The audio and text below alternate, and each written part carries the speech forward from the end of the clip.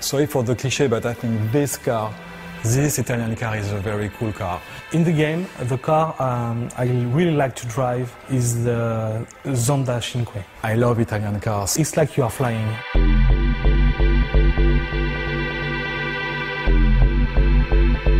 One of the decisions we had to take when we started Test Drive Unlimited 2, it was do we keep the old racing engine or do we develop a new one?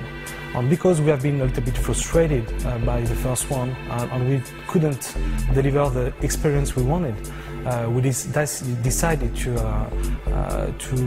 rework and to recraft from scratch. For this game, it was quite important how we balanced the handling out. So it's always been about this kind of balance between arcade and simulation handling. And we'd kind of reworked the whole handling to kind of achieve the aim of upgrading this for the new game.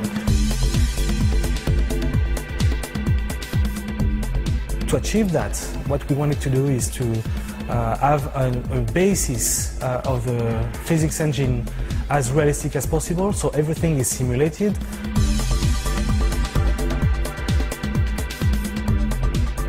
With this new handling, you can drive classical car, you can drive small power cars and very high-end cars like those ones. With this type of cars, it's the most difficult element that the player will have to deal with is to judge how much power do I transfer to the car.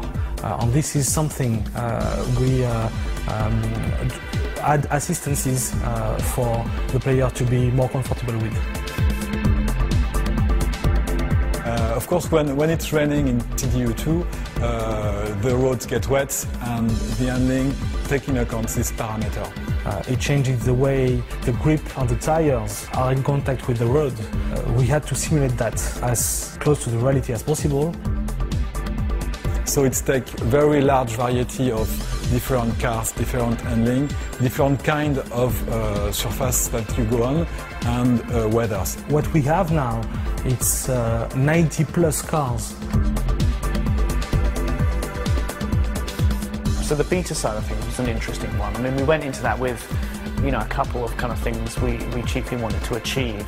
When you are developing handling, you are too close to it to judge it. Really, there's nothing like actual play, the multitude of different configurations, playing in a multitude of different ways, all at the same time, going wherever they fancy rather than where we tell them, to really know how the game will perform. We have so many fans in this game that make a really, really good work, that answer our questions, make very precise feedbacks on bugs, handling, everything that counts in the game. The other big thing for us was just trying to push up how many people were playing the game at the same time.